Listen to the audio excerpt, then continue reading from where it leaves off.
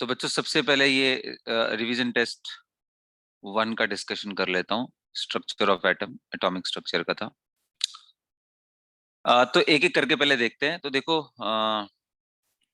जो ज्यादातर बच्चे जिन जिन क्वेश्चंस में गलती की है मैं पहले उसको बता देता हूँ, उसके बाद अगर आपके कुछ अपने डाउट हो तो। जैसे क्वेश्चन नंबर 1, इसमें बहुत सारे बच्चों ने गलत किया है। 2 में काफी सारे बच्चों ने गलत किया है ना। 3 में गलतियां की हैं बहुत सारे बच्चों ने, राइट। क्वेश्चन नंबर 4 में गलतियां करी हैं। उसके बाद I don't know how but 6 में भी काफी सारे अच्छे बच्चों ने गलती करी है। एंड उसके बाद तो ठीक ही ठाक किया है आपने। यहाँ पे एक गलती आपकी दिखी है, ठीक है। और ये तो बहुत ही मुश्किल से लोगों ने किया है। एंड उसके बाद सब्जेक्टिव में मतलब जिस क्लैरिटी के साथ मुझे आंसर चाहिए थे वैसा मिला नहीं। तो चलो मैं एक एक करके डिस्कस कर दूं। तो सबसे पहला क्वेश्चन ये है कि the electronic configuration of an element is 1s2 2s2 2p6 3s2 3p6 3d5 and 4s1। कभी भी ऐसे क्वेश्चन आए तो एक बारी पहले इलेक्ट्रॉन काउंट कर लो। तो टोटल इलेक्ट्रॉन काउंट करोगे, टोटल इलेक्ट्रॉन तो ये आप देख लो, टोटल आएगा 24। ये सुनो, यस करके देख सर। लो। और 24 जैसे ही आया वैसे ही दिमाग में क्या आना चाहिए कि यार ये क्रोमियम क्रोमियम। हो। और क्रोमियम का कॉन्फ़िगरेशन करते समय मैंने बताया था कि भरते समय पहले 4s भरते हैं और फिर 3d4। लेकिन मैंने बोला था कि बेटा ये कॉन्फ़िगरेशन करेक्ट नहीं है, बल्कि होता क्या है कि 4s से इलेक्ट्रॉन जंप करके 3d में पहुंच जाता है। और ऐसा क्यों होता है तो मैंने न, half shell stability. Half filled is more stable. हाँ, एक तो वो रीजन और दूसरा मैंने ये भी बताया होगा कि पेयरिंग रिक्वायर्स एनर्जी। जब भी यस सर। किसी सेम ऑर्बिटल में अगर आप पेयर करते हो तो उसको लिए एनर्जी चाहिए होता है। और शायद यही रीजन है कि जब इक्वल एनर्जी के ऑर्बिटल होते हैं तो पेयरिंग होने से पहले वो अलग अलग डब्बों में एक एक इलेक्ट्रॉन भर जाता है, जिसको हम Hund's rule of maximum multiplicity से भी जानते हैं। ये सुनो। अच्छा, तो यस ये सर। दो रीजन ही नहीं, तीसरा रीजन भी मैंने बताया था। एक तो हाफ फील्ड स्टेबिलिटी, दूसरा exchange pairing energy. Requires energy. और नहीं बेटा, half field stability exchange energy की वजह से ही होता है। जो ओके सर। थर्ड रीजन बताया था वो मैंने बहुत सिमेट्रिकल। इंपॉर्टेंट आपको बोला था। नहीं यार, एन एस एंड n-1d, इनकी एनर्जीज बहुत नजदीक होती हैं। क्योंकि अगर एनर्जी नजदीक ना हो तो जंप इजीली हो नहीं पाएगा। मैंने आपको बोला था कि ns एंड n-1d और n-2f, इनके एनर्जी लेवल्स बहुत नजदीक होते हैं। इसलिए अगर थोड़ा भी स्टेबिलिटी का फैक्टर कहीं इधर उधर आ रहा है तो इसमें इरेगुलरिटीज देखने को मिलते हैं। So there are 3 reason behind it. Pairing requires energy, the difference of energy between 4s and 3d is quite low, and the third and most important is the half filled is more stable than fully filled। तो पहला तो ये चीज आपको समझना था। और इस टेस्ट में इस पे एक नहीं दो क्वेश्चन थे। दो क्वेश्चन कैसे? एक तो ये है ही, दूसरा कितने लोग कह रहे हैं लास्ट में मैंने क्रोमियम का कॉन्फ़िगरेशन भी पूछा था, देखो। Yes, sir. यस सर, यहीं से कॉपी कर लिया था सीधा। तो क्रोमियम का अगर आपने कॉन्फ़िगरेशन किया है तो आपने आर्गन 3d5 एंड 4s1 याद करो। मैंने आपको ये भी समझाया था कि भरते समय बेटा आप हमेशा ऑफ-बाउ प्रिंसिपल फॉलो करते हुए भरोगे, यानी 4s1 एंड 3d5। और जैसे ही भर जाए वैसे ही आप रीअरेंज कर लोगे एनर्जीज को बेस्ड ऑन सेल नंबर। तो फोर्थ सेल सबसे बाहर रहना चाहिए तो वो सबसे बाहर है। और फिर जब आप निकाल रहे हो तो यहां से निकालोगे, 3 इलेक्ट्रॉन निकालना है तो 1 यहां से एंड 2 यहां से। तो करेक्ट आंसर क्या आ जाएगा? आर्गन 3d3 आ जाएगा। क्योंकि भाई एस से 1 निकला, 2d से निकला। तो ये भी मैंने देखा काफी सारे बच्चों ने गलत किया है। अच्छा, आप देखो ये क्रोमियम एंड कॉपर ये दोनों ही एक्सेप्शनल कॉन्फ़िगरेशन होते हैं। यहाँ क्रोमियम का एटॉमिक नंबर 29 होता है और यहाँ पे भी वो argon and 4s1 three 3d10। 3d10 4s 3d9 and 4s2 and 3d9 ऐसा हम सोचते हैं, बट ये गलत हो जाता है। तो 4s1 3d10 और रीअरेंज करने के बाद इसको लिखते हैं 3d10 एंड 4s1। ये मैंने आपको सिखा रखा था। तो थोड़ा सा ध्यान रखो इन चीजों का। क्योंकि अगर आप ऐसी गलतियां करोगे तो ये आपके मतलब आपके लिए अच्छी बात नहीं है, क्योंकि आप अब रिवाइज करके आ रहे हो, और जो बिना रिवाइज करके आ रहे हैं टेस्ट देने के लिए वो थोड़ा अलर्ट हो जाएं, क्योंकि आप रिवाइज नहीं करोगे तो मार्क्स खराब आएंगे। ओके, तो ये तो रही चलो पहले और लास्ट क्वेश्चन की बात, ये मैंने कर ली। तो अब देखो ये पूछ रहा है कि ये कॉन्फ़िगरेशन क्या रिप्रेजेंट करता है। अगर आप ऐसे डायरेक्ट देखो ना तो आपको लगेगा यार डी तो अभी भरा नहीं, एस में कहां से इलेक्ट्रॉन चला गया। तो आपको तुरंत लगेगा, जो समझदार बच्चे हैं जो पढ़ने वाले हैं उनको लगेगा कि यार ये ना एक्साइट हो गया है, और एक्साइटेड स्टेट को आप टिक करके आ जाओगे। लेकिन अगर आप उसको पहले इलेक्ट्रॉन देख करके फिर लिख लोगे तो आपको दिखेगा अरे नहीं यार ये तो वही है, यहाँ से यहाँ तक पूरा आर्गन है। अब फिर 3d5 and 4s1, 3d5 and 4s1, तो यानी ये तो क्रोमियम का ग्राउंड स्टेट है। सबसे ग्राउंड स्टेट का मतलब क्या होता है बेटा? Most stable state, lowest energy. हाँ, लोवेस्ट एनर्जी वाला है, एक्साइटेड स्टेट नहीं है। तो ये बात आपको बहुत अच्छे से दिमाग में रखनी है, इसको घुमा फिरा के क्वेश्चन खूब पूछे जाते हैं। चलिए अब आते हैं क्वेश्चन नंबर 2 में क्या गलती किया है। जितनी नोटबुक चेक किया मैंने उसमें मैंने पाया कि यार क्वेश्चन नंबर 2 में ना इसने पूछा है number of nodal planes in px. तो जैसे ही नोडल प्लेन पूछा, आई डोंट नो पता नहीं कहां से 2 आंसर कर दिया लोगों ने। पहली बात तो देखो, जब टोटल नोड निकाले जाते हैं, टोटल नोड की वैल्यू क्या होती है? n-1। What is n principal quantum number? तो आपको खुद देखना चाहिए, यहाँ कोई प्रिंसिपल क्वांटम नंबर दिया ही नहीं। अच्छा, दूसरा, इस टोटल नोड के 2 पार्ट होते हैं। एक होता है स्फेरिकल, रेडियल। या फिर Radial इसी को nodes. रेडियल बोलते हैं ना, और दूसरा होता है एंगुलर। एंगुलर। Angular और node. इसी एंगुलर में पार्ट होता है प्लेनर भी और कोनिकल। ना, प्लेनर एंड कोनिकल। तो प्लेनर जब भी बोले तो वो एंगुलर नोड, और एंगुलर नोड की वैल्यू क्या होती है बेटा? एल। कितने एंगुलर नोड होते हैं? जितना उसका एजीमुथल क्वांटम नंबर। अब कई बच्चे मैंने देखा यार एजीमुथल क्वांटम नंबर की वैल्यू भूल गए, तो बहुत गजब हो गई। एल है इधर और इधर वैल्यू है, मतलब इधर नेम है। तो ये बताओ, नेम एल की वैल्यू 0 होती है तो उसको क्या बोलते हैं? एस। एस। 1 होती है तो क्या बोलते हैं? पी। 2 होती है तो क्या बोलते हैं? डी। 3 होती है तो क्या बोलते हैं? एफ। तो बेटा बताओ पी के लिए एल की वैल्यू कितनी है? 1। तो 1 है, तो फिर एंगुलर नोड की वैल्यू 1 हो गई ना, और एंगुलर नोड ही कुछ और नहीं बल्कि प्लेनर नोड को रिप्रेजेंट करता है। तो आंसर क्या आएगा? 1। 2 पता नहीं कहां से आया, मुझे समझ नहीं आया।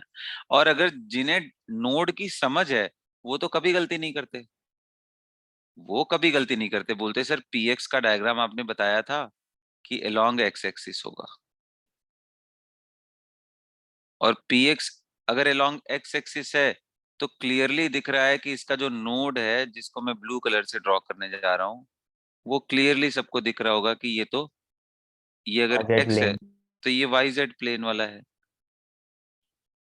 तो एक ही नोड दिख रहा होगा, साफ साफ एक ही प्लेनर नोड दिख रहा होगा। एक ही प्लेनर नोड का मतलब प्लेन, ऐसा प्लेन जो नोड हो। समझ आ गया बात? तो ऐसे क्वेश्चंस आपको गलत नहीं करने थे। नाउ कमिंग टू दिस, ये तो सीधा जब क्वांटम नंबर में पढ़ा रहा था तो मैंने आपको बोला था कि ये एन एल एम, ये 3 क्वांटम नंबर आए हैं H cap psi is equal to E psi equation को सॉल्व करने से। Hamiltonian equation. हाँ जी बिल्कुल, हैमिल्टोनियन ऑपरेटर है ये इक्वेशन, तो ये श्रोडिंगर वेव इक्वेशन है। इसको सॉल्व करने के बाद जो साई का फंक्शन है ना, उसके अंदर एन, मतलब उसके अंदर से निकले हुए ये क्वांटम नंबर है। इसीलिए मैंने बताया था सॉल्यूशन कभी भी साई एन एल एम के फॉर्म में भी लिखा जाता है। मैंने एक एग्जांपल भी लिया था कि साई 3 to 1 कहने का मतलब एन की वैल्यू 3 हो गई, एल की वैल्यू 2 हो गई, एम की वैल्यू 1। अच्छा, चलो ये तो एक बात हो गया। दूसरा मैंने बोला था यार कि जो लास्ट का आया एम एस, जिसको स्पिन क्वांटम स्टेट बोलते हैं, वो -12 एंड +12। मैंने बताया था इसके बारे में बेटा, ये दो क्वांटम नंबर जो भी आया फोर्थ वाला, ये इंडिपेंडेंट है इससे। और ये क्या बताता है? तो मैंने बोला कि ये सिर्फ और सिर्फ क्वांटम स्टेट है। ये दो सिर्फ नंबर्स हैं, -12 एंड +12। इनका क्लासिकल थियरी से कोई लेना देना नहीं है ना। बहुत सारे जगहों पे ये गलतियां मिलती है कि कई लोग इसको ना +12 को क्लॉकवाइज समझ लेते हैं, -12 को एंटी क्लॉकवाइज। ये सिर्फ मतलब कह लो कि हमारे दिमाग को ये समझाने के लिए कि यार ये कुछ ना कुछ चीजों को रिप्रेजेंट करता है, क्योंकि नाम स्पिन है ना, तो इसलिए कई सारे लोग इसको, स्पिन तो दो तरह का होता है, स्पिन मोशन, एक क्लॉकवाइज और एक एंटी क्लॉकवाइज। तो ये जो मोशन है ना स्पिन, उसको रिप्रेजेंट लोग सोचते हैं करता है, बट ये रियलिटी नहीं है। It is simply a quantum state. इसका क्लासिकल थियरी से कोई मतलब नहीं है। तो बहुत सारे बच्चों ने इसको लगाया था। अप एंड डाउन का कोई मतलब नहीं, क्लॉकवाइज एंटी क्लॉकवाइज का कोई मतलब नहीं। हाँ, बट अगर मैं ऊपर वाले को +12 बोल दूं तो नीचे वाला ऑटोमेटिक -12। समझ में आया? नीचे वाले को अगर मैं +12 बोल दूं तो ऊपर वाला -12 हो जाएगा। तो इनका कोई खास रेलेवेंस नहीं है, क्योंकि ये सिंबॉलिक है चीज। तो जब आपके सामने ये चौथा ऑप्शन दिया हुआ था, 2 quantum mechanical spin set which have no classical analogue, तो आपको कोई भी ऑप्शन क्यों पिक करना है? ये बेस्ट था। मान लो पेपर सेटर ने ये ऑप्शन ही नहीं दिया, तब आप पेपर सेटर के दिमाग से जाओ तो आपको लगेगा कि अच्छा वो ये बोलना चाह रहे हैं, वरना करेक्ट आंसर यही है। ठीक है, तो इस बात का ध्यान रखोगे अगली बार से, इसमें गलती नहीं होनी चाहिए। उसके बाद मैंने देखा कि ये क्वेश्चन में भी गलती किया है बच्चों ने। ये क्वेश्चन क्या था? If nitrogen atom had an electronic configuration of 1s1। अब बताओ नाइट्रोजन के पास कितने इलेक्ट्रॉन होते हैं? 7 होते हैं। Yes, sir. तो बोल रहा है सातों के सातों को 1s में डाल दो, जबकि रियल कॉन्फ़िगरेशन क्या होता है? 1s2, 2s2, 2p3। बोलिए बच्चों। Yes, sir. लेकिन अगर ऐसा कर दे तो पूछ रहा है क्या गलती होगा। तो एक बात बताओ, भर दो ना यार, ऊपर नीचे ऊपर नीचे। अभी कितने लोग कह रहे हैं सर दो दो इलेक्ट्रॉन ऐसे मिल जाएंगे, मोर देन 1 इलेक्ट्रॉन ऐसे मिल जाएंगे जिनका चारों क्वांटम नंबर का सेट इक्वल होगा, इजंट इट? Yes, sir. अरे भाई n की वैल्यू 1 हो गई, इसकी भी 1 हो गई, प्रिंसिपल क्वांटम नंबर 1s1। अच्छा l की वैल्यू 0 है क्योंकि s ऑर्बिटल, l की वैल्यू इसकी भी 0। m की वैल्यू 0 है क्योंकि l की 0 के लिए m 0 होता है, m की वैल्यू इसको। अच्छा स्पिन की वैल्यू इसकी भी हाफ है, इसकी भी हाफ है। अगर मैं अप को हाफ बोलता हूं तो क्या समझ में आया? चारों क्वांटम नंबर सेम हो गया। और किस रूल को वायलेट किया फिर ये? No two Pauli. electron can have the same set of 4 quantum numbers। ये Pauli. कौन सा रूल है? Pauli's exclusion principle. अब इसमें पता नहीं क्या क्या आंसर लगा रखा है बच्चों ने। मतलब इतना स्ट्रेट फॉरवर्ड क्वेश्चन है, बट आंसर देखो क्या क्या लगा रखा है ना। किसी ने किसी ने हुंड्स रूल लगा रखा है, तो कोई पता नहीं बोहर्स पॉस्टुलेट तक पहुंच गया, पता नहीं कहां से, वो मुझे समझ ही नहीं आया। ठीक है, तो थोड़ा इस बात का ध्यान रखोगे। अ, उसके बाद आते हैं, इसके बारे में बात करते हैं। ये देखो बड़ा आसान सा क्वेश्चन था, इसमें भी गलतियां किया है। अब भाई रुबीडियम, रुबीडियम बताओ कौन से ब्लॉक का एलिमेंट है? Starting वाले. बिल्कुल, तो hydrogen, lithium, sodium, potassium, rubidium and caesium. आप बताओ हाइड्रोजन का 1s1 होता है, लिथियम का क्या होता है? 1s2, 2s1। मैंने बताया था इसको नोबल गैस के फॉर्म में लिखना आप लोगों को, सॉरी यहाँ पे हीलियम होगा, 2s1। तो ऐसे ही कितने लोग कह रहे हैं यहाँ पे नियॉन हो जाएगा, 3s1 हो जाएगा। ऐसे ही करते करते रुबीडियम आते आते ये 4s1 और ये 5s1 हो जाएगा। यस और नो? जैसे Yes, ही sir. 5s1 दिखा तो प्रिंसिपल क्वांटम नंबर 5। एल की वैल्यू एस और एस सब सेल 0. के लिए कितना होती है? 0। और एम की वैल्यू एस के लिए कितनी आएगी भाई? एल की 0 वैल्यू है तो एम की एक ही वैल्यू होगी, 0। तो अब कितने लोग बोल रहे हैं कि सर ये तो कंफर्म है कि ये 5, एल की वैल्यू 0, एम की वैल्यू 0, ये 3 कंफर्म है। चौथा वाला कुछ भी हो सकता है, +12 और -12। तो कौन सा ऑप्शन मैच किया भाई? A option. बताओ, एक ही ऑप्शन है, पता नहीं क्या क्या लगा रखे थे। हाँ? ठीक है, सर जो ऐसे चल क्वेश्चन होते हैं इनको ज्यादातर हम एन और एल की वैल्यू से करते हैं डिसाइड, क्योंकि जो एम और स्पिन क्वांटम नंबर है वो तो ज्यादातर बहुत सारे होते हैं। नहीं, मैं तो बोलूंगा पहले कॉन्फ़िगरेशन करके देख लो ना कहाँ पहुंच रहा है। तो हाँ ऑफ कोर्स, जैसे मान लो पी में पहुंच गया, तो पी में तो तीनों वैल्यू हो सकती है, -1 0 एंड +1 एम की वैल्यू, है ना, क्योंकि 3 डब्बे होते हैं उसमें।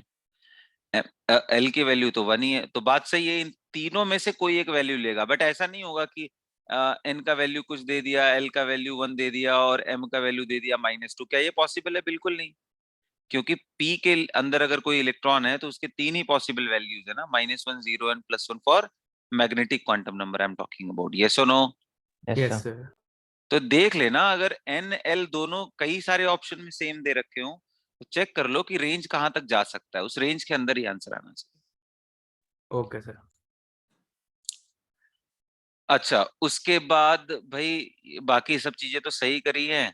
अब फिर ये मुझे समझ नहीं आया, ये कैसे कोई गलत कर सकता है? Size of an iso electronic species, जब इलेक्ट्रॉन सेम हो गया बेटा, तो कितने लोग बोल रहे हैं कॉन्फ़िगरेशन भी सेम हो जाएगा। भाई कॉन्फ़िगरेशन कैसे करते हो? इलेक्ट्रॉन जोड़ जोड़ के ही तो करते हो। 1s2 2s2 2p6 is the configuration of undoubtedly neon. But ये Na प्लस का भी है, ये F माइनस का भी है, क्योंकि सभी के पास कितने इलेक्ट्रॉन है? 10। उसी तरीके से आर्गन हो जाए या क्लोराइड आयन हो जाए या कैल्शियम आयन हो जाए, इन सभी के पास कितने इलेक्ट्रॉन है? 18। तो इनका कॉन्फ़िगरेशन क्या हो जाएगा? सेम। और अगर कॉन्फ़िगरेशन सेम हो गया तो प्रिंसिपल क्वांटम नंबर से क्या लेना देना है भाई? वो तो सबका सेम हो गया ना। तो इनकी साइजेस किससे डिफाइन होगा? याद करो, जब इलेक्ट्रॉन सेम हो जाए तो सिग्मा सेम हो जाता है। और जेड स्टार की वैल्यू क्या होती है? Z minus sigma. तो जिसका जेड ज्यादा उसका जेड स्टार ज्यादा। जेड क्या होता है? Nuclear charge. तो यही क्वेश्चन था कि भाई इनका साइज कैसे डिसाइड करोगे, तो आंसर क्या था? न्यूक्लियर चार्ज से। अब इसमें पता नहीं क्या क्या लिख रखा है, एजीमुथल क्वांटम नंबर से, क्या मतलब है इन सब चीजों का भाई? साइज, साइज चलो मैं मान लिया कि ये पीरियोडिक प्रॉपर्टी से क्वेश्चन दे दिया था, बट साइज का लेना देना बेटा दो ही चीजों से तो है, किस शेल में इलेक्ट्रॉन गया है एंड जेड स्टार अगर हाई है तो साइज इनवर्सली प्रोपोर्शनल होता है। Size is inversely proportional to Z star and directly proportional to n. तो इसमें अब आप सोचो कि आप कहाँ गलतियां कर रहे हो ना। ये सब चीज बहुत अच्छे से आपको दिमाग में रखना है। अगर आप मेरे से पूछोगे तो कौन सा क्वेश्चन अच्छा था इसमें, तो मैं बोलूंगा 10th क्वेश्चन बहुत अच्छा था, है ना। और नोटबुक में दिखा भी, मतलब आ, बहुत ही कम बच्चों में से ये करेक्ट है किसी किसी का। अब इस पे डिस्कशन कर लेता हूँ और फिर आगे बढ़ लेते हैं और फिर आपको समझा देते हैं। इस पे क्या डिस्कशन करना है? पूछ रहा है कि if p is the momentum of the fastest electron ejected from a metal surface. बोल रहा है कोई मेटल सरफेस था और उससे जो इलेक्ट्रॉन निकल के आया, जो फास्टेस्ट इलेक्ट्रॉन है, फास्टेस्ट, उसका मोमेंटम कितना है? p ना। किससे रेडिएट किया मेटल सरफेस को? जिसका वेवलेंथ लैम्डा है, ऐसे वाले लाइट से इसने रेडिएट किया। तो याद आया ये कुछ और नहीं बल्कि क्या, किसकी बात कर रहा है? फोटो इलेक्ट्रिक इफेक्ट की। तो फोटो इलेक्ट्रिक इफेक्ट में क्या होता है? जो एनर्जी फोटोन से मिलती है वो उसके वर्क फंक्शन प्लस के ई मैक्स में खत्म हो जाती है। तो एनर्जी ऑफ फोटोन क्या होगा भाई? एच सी बाई लैम्डा, ये तो फाई है। और kinetic energy maximum, kinetic energy को मोमेंटम के टर्म में कैसे लिखते हैं? k is equal to half m v square.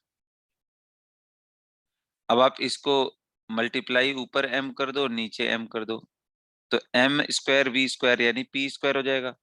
तो आ गया p square upon 2m is equal to kinetic energy. तो इसके जगह पे मैं क्या लिख सकता हूँ? p square upon 2m। तो काइनेटिक एनर्जी के टर्म में हमारा एक्सप्रेशन क्या आ गया? p square upon 2m। यही खास बात है। अब इसने स्टोरी पूरी सुनाई है। बोला है कि भाई p इज द मोमेंटम जब वो लैम्डा वेवलेंथ था।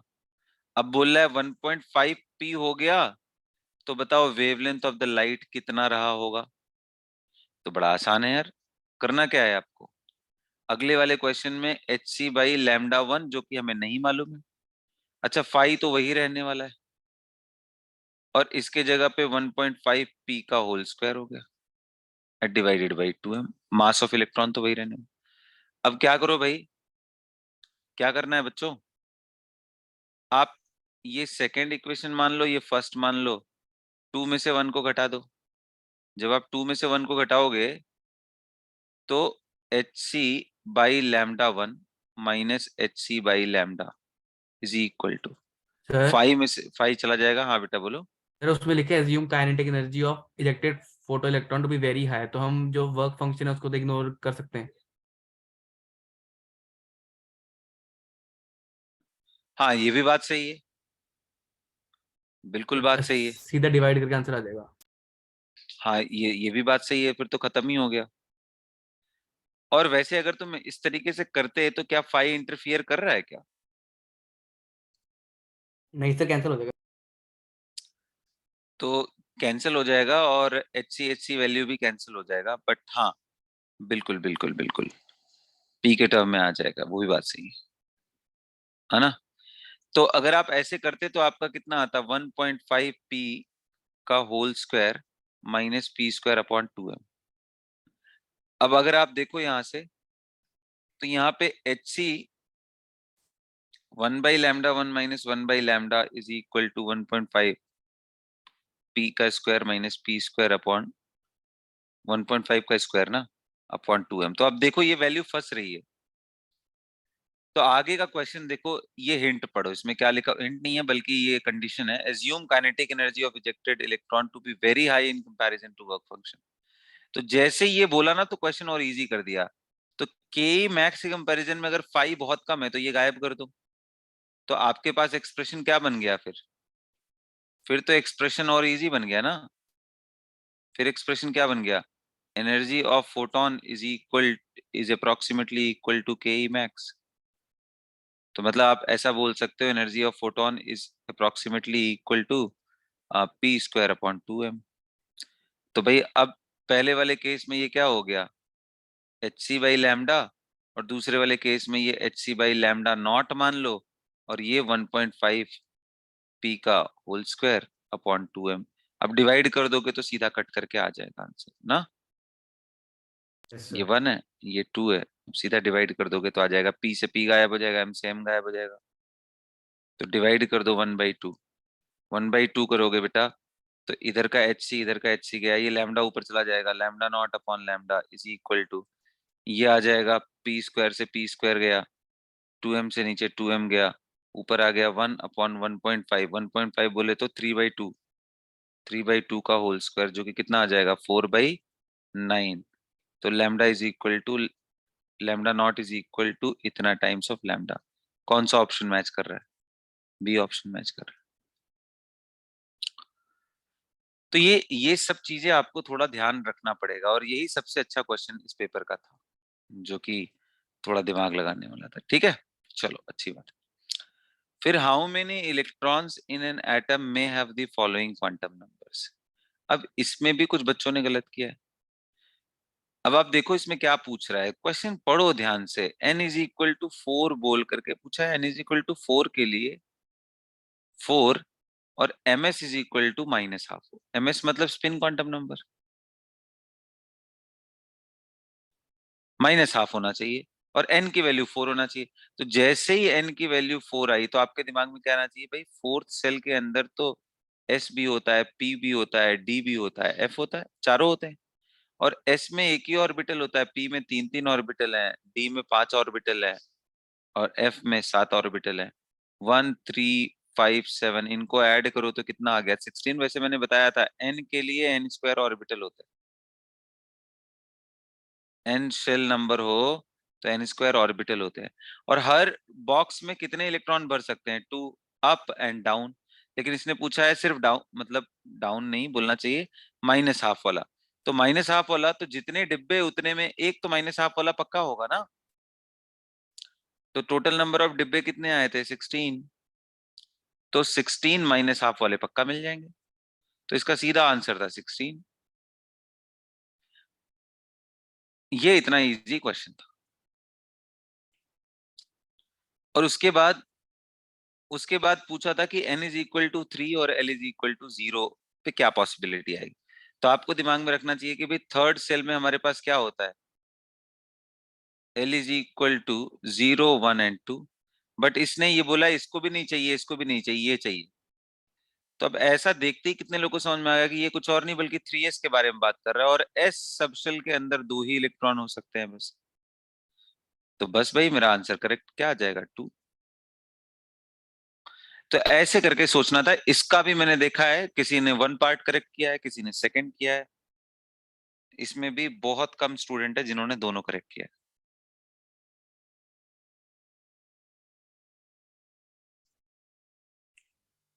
है ना।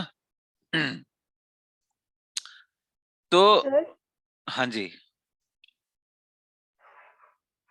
सर जैसे एन सर इसी क्वेश्चन में सर जैसे n इक्वल्स टू 4 के लिए हमने 16 रखा है, तो अगर जैसे हर एक ऑर्बिटल का एक एक इलेक्ट्रॉन ही कंसिडर करेंगे ना, हाँ बेटा वही तो। ऐसी जो बी ऑप्शन है उसके लिए भी तो अगर जैसे उसका एक ही इलेक्ट्रॉन कंसिडर होना चाहिए तो 1 इलेक्ट्रॉन ही आंसर आना चाहिए। एक मिनट, यहाँ देखो इसने बोला है कि ms की वैल्यू -½ होनी चाहिए, स्पिन -½ पूछा है, और यहाँ क्या बोला है, l की वैल्यू 0। तो l की वैल्यू 0 किसके किसके लिए है, यानी 3s में रहने वाला कोई भी इलेक्ट्रॉन, क्या उसका l का वैल्यू 0 है या नहीं। इस इलेक्ट्रॉन का l का वैल्यू 0 है, हाँ सर। सर n यस का सर वैल्यू 3 है, इस इलेक्ट्रॉन के लिए n का वैल्यू 3 है, l का वैल्यू 0 है, तो हाँ, तो फिर आंसर तो 2 हो जाएगा ना। यस सर समझ आ गया। क्वेश्चन कॉम्प्रिहेंड करो अच्छे से। या फिर सर ऐसे भी कर सकते थे, लाइक एक एल के अंदर 4l+2 इलेक्ट्रॉन्स होते हैं, तो एल की वैल्यू डाल के तो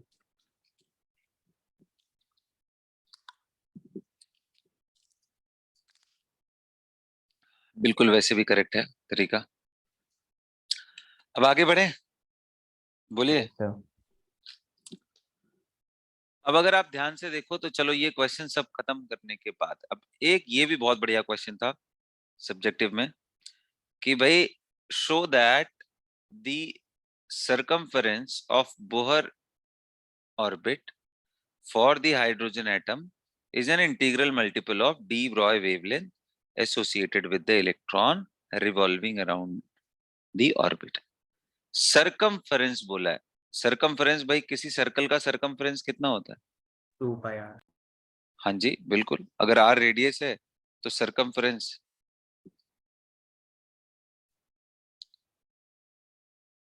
2πr होता है। अब बोल रहा है ये 2πr को आप प्रूफ करो कि n लैम्डा के बराबर होता है। खैर आपने देखा होगा कि ये हमारा वेव इक्वेशन से भी आ जाता है कि जैसे path difference is equal to n lambda होना चाहिए, लेकिन मैं बोल रहा हूं वहां से करना ही नहीं, तो कहां से करें।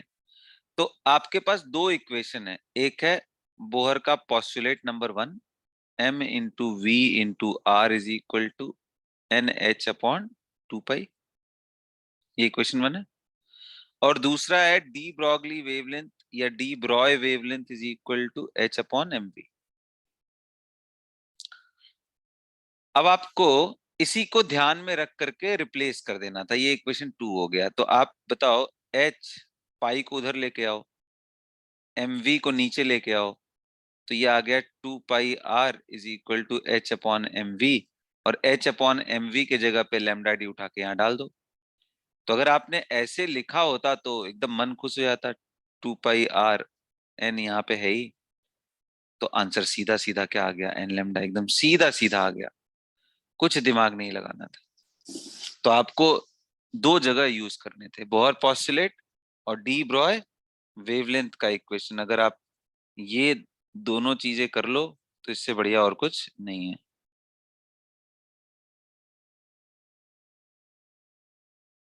समझ में आया, understood. Yes sir. Yes sir. तो ऐसी गलती दोबारा नहीं होनी चाहिए, इस बात का खास ध्यान रखना है आप लोग, ठीक है। इतना सिंपल सा चीज था ये। उसके बाद उसके बाद ये क्वेश्चन भी मैंने देखा है कि जबकि ये तो कितनी बार हम लोगों ने प्रैक्टिस में भी किया है, ये भी क्यों गलत किया।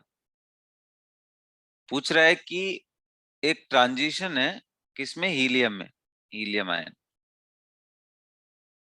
कहां से कहां तक भाई, n इज इक्वल टू 4 से n इज इक्वल टू 2 तक, ये ट्रांजिशन। अब पूछ रहा है कि इस ट्रांजिशन के बराबर हाइड्रोजन में कौन सा ट्रांजिशन होगा जिस इस तरह से कि इनका वेवलेंथ इक्वल हो जाए। देखो यही बोल रहा है ना, what transition in hydrogen spectrum would have the same wavelength as the Balmer transition from 2 to 4, 4 to 2 in helium ion। तो 4 to 2 यहाँ पे पूछ रहा है N2 से N1, ये N2 N1 की वैल्यू बतानी। वेवलेंथ दोनों का सेम, अरे भाई वेवलेंथ सेम तो कितने लोग कर रहे हैं, 1 by lambda is equal to R Z square 1 by N1 स्क्वायर माइनस 1 बाई N2 स्क्वायर। इसका मतलब अगर ये सेम है, लैम्डा सेम है, तो 1 बाई लैम्डा भी सेम हो जाएगा। तो मैं इसको लिखूंगा एक तरफ 1 by lambda of helium ion must be equal to 1 by lambda of hydrogen. जैसे ही ऐसे लिखोगे क्वेश्चन खत्म हो जाएगा। फिर आप हीलियम के लिए इक्वेशन लगा दोगे, आर इंटू जेड स्क्वायर मतलब 2 का स्क्वायर, जेड हीलियम का कितना होता है 2। अच्छा कहां से कहां हीलियम में जा रहा है, 4 से 2 में, तो 1/4 का स्क्वायर माइनस 1/2 का स्क्वायर। अच्छा उधर नहीं मालूम है मुझे, आर इंटू जेड का वैल्यू 1 का स्क्वायर है, हाइड्रोजन के लिए नहीं मालूम है, तो N2 square minus N1 square. मैंने बोला था इसको ऐसे ही करोगे तो जल्दी आएगा। अब दोनों तरफ एक जैसा इक्वेशन बना के कंपेयर कर लो, तो अब एक सर जैसा हाँ जी बोलिए। सर वो मेरा डाउट था, वो 1/2 नहीं होना चाहिए था, 1/2 माइनस 1/4। क्यों, अरे इसने 4 से 2 बोला है ना, देखो कहां से बोला है, ये 4 to सिर्फ 2 वो ना। 4 से 2 जा रहा है, तो वो 2 में अब आया ना। हाँ तो अरे तो इसने बोला है कि 4 से अगर 2 में जाए, n इज इक्वल टू 4 से यहाँ 3 हुआ, यहाँ 2 हुआ, तो अगर यहां से यहाँ आ रहा है हीलियम आयन में, तो पूछ रहा है हाइड्रोजन में कहां से कहां आए कि उसका वेवलेंथ इक्वल हो जाए। तो बेटा जब यहां से इलेक्ट्रॉन इधर जंप करेगा तो एक फोटोन निकल के आएगा और उसका वेवलेंथ इसने दिया मतलब अ, उसी का वेवलेंथ बोला है इक्वल होना चाहिए हाइड्रोजन से। तो हाइड्रोजन कहीं N2 से N1 आ रहा होगा, हमें भी नहीं मालूम वो कहां से, और ये भी इस तरह से आना है कि ये भी लैम्डा हो जाए, यही क्वेश्चन पूछ रहा है। तो 2 से 1 क्यों आना चाहिए, इसने ट्रांजिशन ही बोला है कि यहां से यहां का अगर हो रहा है और उसका वेवलेंथ कुछ आ रहा है, तो बताओ एग्जैक्ट सेम वेवलेंथ हाइड्रोजन में कहां से कहां आने पे मिलने वाला है। नहीं सर, मैं ये पूछ रही थी कि अगर वो 4 से 2 आ रहा है तो वो 2 नहीं, 1/2 का होल स्क्वायर माइनस 1/4 का होल स्क्वायर नहीं होना चाहिए था। अच्छा तुम पहले 2 बोल रही हो बाद में 4, अच्छा अच्छा यस अच्छा अच्छा। Sir. Yes yes yes yes yes yes absolutely correct, हाँ बिल्कुल, सॉरी माय बैड। बेसिकली यहाँ पे N2 एंड N1 में यहाँ पे N2 N1 sir square N minus, बड़ा पूछो। हाँ बिल्कुल N2 बड़ा होता है, मैंने यहाँ पे थोड़ा जल्दीबाजी में, खैर कोई फर्क पड़ता नहीं उससे, लेकिन फिर भी sir but negative sign denote करेगा ना कि वो बाहर जा रही है एनर्जी। हाँ हाँ बिल्कुल। तो यहाँ पे मैं डाल रहा हूँ 1/2 का स्क्वायर माइनस 1/4 का स्क्वायर, ठीक है। अब ये क्लियर हो गया है ना, N1 एंड N2 है, तो यहाँ पे N1 N2 कर लेते हैं। तो अब बताओ, ये आर आर खत्म हो गया और ये तो 1 है, तो इधर वाले को गायब कर दो, इसको अंदर भेज दो, तो सिमेट्रिकल हो जाएगा। अंदर भेजोगे तो 2 का स्क्वायर अपॉन 2 का स्क्वायर माइनस 2 का स्क्वायर अपॉन 4 का स्क्वायर। अच्छा इधर देखो तो ऊपर न्यूमरेटर में कितना है, 1 का 1 है, तो यानी हमें यहाँ न्यूमरेटर में 1 बनाने के लिए इसको नीचे भेजना पड़ेगा। तो नीचे भेजोगे तो 1/2 का स्क्वायर अपॉन 2 का स्क्वायर माइनस 1/4 का स्क्वायर अपॉन 2 का स्क्वायर। अब अगर इसको सिंप्लीफाई करोगे 1/N1 square minus 1/N2 square, अब तुमको दिख जाएगा सीधा सीधा 1/1 का square minus 1/1/N1 square minus 1/N2 square. तो अब यहाँ पे क्लियरली दिख रहा है सब चीजें एक जैसी हैं, तो आप बोल सकते हो N1 1 है, N2 कितना है 2 है। तो ट्रांजिशन कितना होना चाहिए, 2 to 1 इन हाइड्रोजन। ठीक है बेटा, तो ऐसे करके आपको सोचना था, तो जा करके आपकी चीजें इसमें करेक्ट होती है। सर अगर हम सिंपली लाइक एनर्जी से करें कि उसका एनर्जी डिफरेंस 10.2 eV है अरे तो हाँ, हो हाइड्रोजन यस जाएगा, सर, कोई मैंने भी की। कोई दिक्कत नहीं है, वहां से भी हो जाएगा। एनर्जी सेम है तो वेवलेंथ सेम होगा, कोई प्रॉब्लम नहीं है। लेकिन जब डायरेक्ट हमें दिख रहा है तो हम इतना घूम के क्यों करें, चलेगा, वैसे कोई प्रॉब्लम नहीं है उसमें, वहां से भी आएगा आंसर। Yes sir. क्योंकि भाई लैम्डा सेम है तो एच सी बाई लैम्डा भी तो सेम ही होगा ना, यस सर। तो इसलिए कोई फर्क नहीं पड़ता। सॉरी, अब हम लोग बात करते हैं किसकी, 14 की। What is the D Broglie wavelength, what will be the wavelength of an electron if it is accelerated through a potential difference of 4 volt? अब ये भी क्वेश्चन इजी था। What is D Broglie wavelength, पता नहीं क्या क्या तुम लोगों ने लिख रखा है भाई। डी ब्रॉय वेवलेंथ क्या होता है, तो आप बोलोगे कि भाई हाँ बिल्कुल यार, de Broglie wavelength lambda d is equal to h by m v. इसको थोड़ा स्टोरी फॉर्म में लिखा जाता है। जब मैंने लिख दिया ना यहाँ पे, आप अगर ऐसा लिख रहे हो तो एग्जामिनर समझेगा आपको सिर्फ फॉर्मूला रटा हुआ है। आप इसको कहानी बना के लिखो ना। अब स्टोरी कैसे बनाओगे, जैसे हमने पढ़ा हुआ है, कैसे पढ़ा हुआ है कि भाई a particle of mass m moving with a speed v will have d Broglie wavelength this। और अच्छे से अगर फैंसी तरीके से लिखना हो तो कैसे लिखोगे, तो लिखोगे d Broglie equation tells about the wave character of particle। समझ रहे हो कितना अच्छा लाइन है ये ऐसे लिखते ही एग्जामिनर को लगेगा भाई इसके पास कितनी जानकारी है बच्चे के पास, कि वो ये समझता है कि पार्टिकल के पास वेव कैरेक्टर का क्या मतलब। तो आप ऐसे बोलोगे कि D Broglie equation describes the wave nature of a particle, means wave particle duality के बारे में बताता है। एंड द वे, उसके बाद आप लिखते the wavelength of a part, the wavelength of a particle having mass m moving with a speed v will be written as lambda d is equal to h upon md। मतलब ये वैसा वाला line होता है जिसमें examiner पढ़ने के बाद एकदम खुश हो जाता है। आपको एक नंबर भी कहीं भी स्कोप नहीं है काटने का, वो पूरा पूरा नंबर देके आपको चला जाता है। तो ऐसे करके आपको लिखना था, बट आप क्या लिख रहे हो, आप चेक करो, देखो क्या लिख रहे हो। अच्छा, what will be the wavelength of an electron. अब उसके बाद आप सेकंड इक्वेशन तब लिखते इलेक्ट्रॉन के लिए, for electron lambda d is, दो एक्सप्रेशन है बेटा, मैंने देखा है ना कई लोगों ने गलती किया यहाँ पे। ये जब एक्सप्रेशन है तो ये एंगस्ट्रॉम में, और इसी को अगर आप ध्यान से देखो तो 12.26 आता है ये। फिर मैंने बोला कि अगर इस एंगस्ट्रॉम को नैनोमीटर में बदल दो तो ये 1.226 हो जाता है upon, sorry, root over we.